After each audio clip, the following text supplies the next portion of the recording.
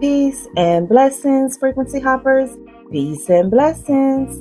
Welcome to the Frequency Journal Podcast, a sanctuary of remembrance and resonance, where we explore the art of spiritual frequency hopping and pathways to ease love and grace. I'm your host, Imani Sankofa, clarity coach, soul doula, and frequency guide, here to walk beside you as you remember who you are and rise into your highest vibration.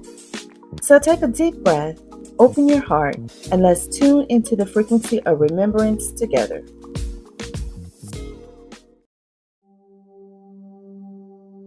Before we begin, take a gentle breath. Inhale, exhale. Let your body relax. Open your heart and close your eyes. Now imagine this. You wake up today and everything has fallen away. Your home, your car, your relationships, your money, your career, your plans, your title, and your routines. In your mind's eye, picture your hands empty. Your calendar is clear. There are no bookings. There is nothing. Your mind is quiet.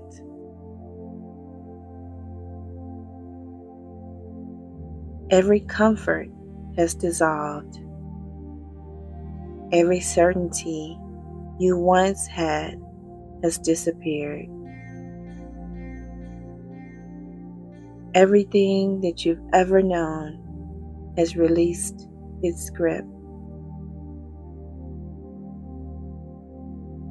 You stand here with your breath, your awareness, and your life force. Pause here for a moment and sit with this energy.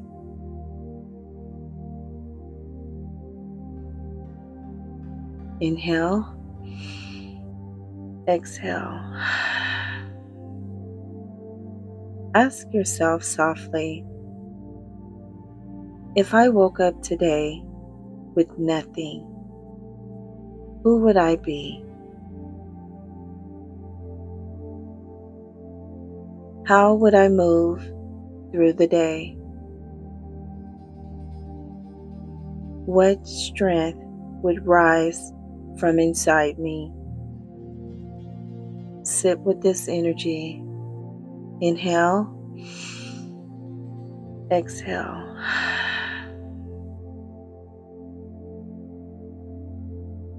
This space you are sitting in now carries a name. It's called the Wilderness Frequency. Let's put a pin in the lesson for a moment. We'll come back next week for the formal teaching. Today, let's just chat about it. I remember back in 2012, this YouTuber, I used to watch her. Her name is Maya. And I remember Maya shaving her hair. She had this long, beautiful curly hair. And I remember one day clicking on her channel and she was crying and she was shaving her head, right? And so she said that what she was doing was she was starting a journey that she lovingly called Shameless Maya. And it was a social media experiment of overcoming fear, among some other things too. But it was going to be something where she promoted herself shamelessly, right? Self-promotion for 365 days. Maya is originally from Canada, and at the time when she did this, she was living in New York. And I remember thinking, wow, how bold and confident she was, especially cutting off all of her hair. When I tell you she cut her hair, she cut it down to like a fade. But I love that about her. And so I was thinking about Maya recently.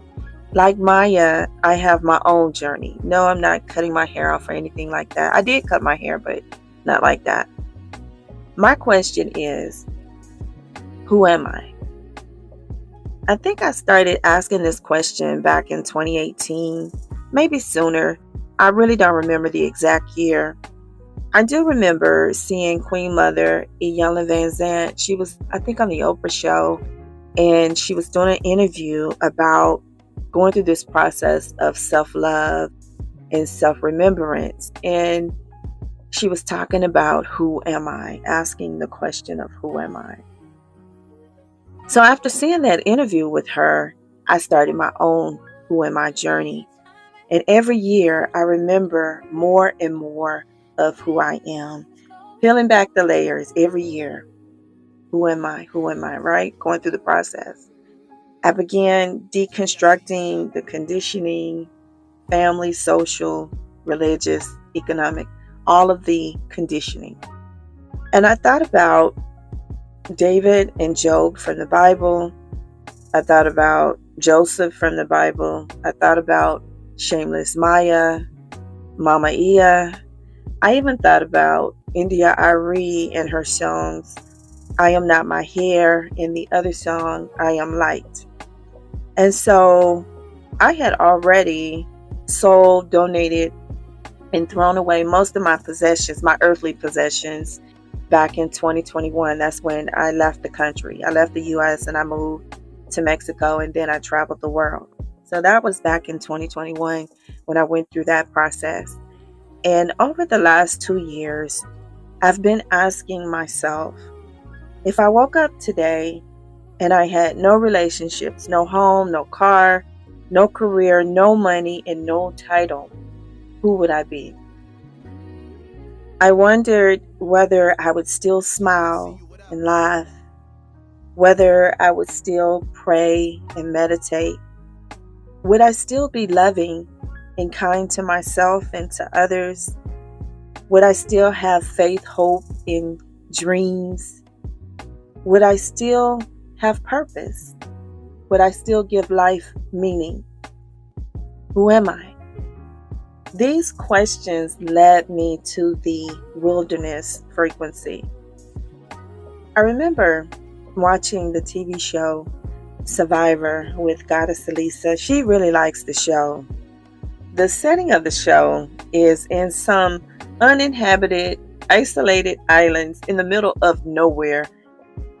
So the players on the show, they're very, very hungry because there's this whole, we don't give them food. They have to win their food or they have to find food on the island, right?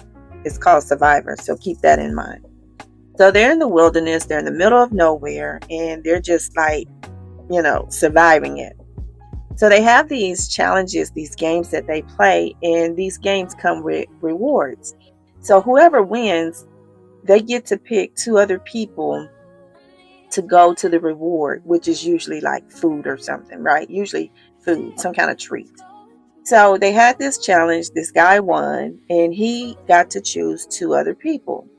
The reward was like all this food, and as a part of the food was going to be hamburgers. So this one lady, I don't remember her name, we'll call her Sue.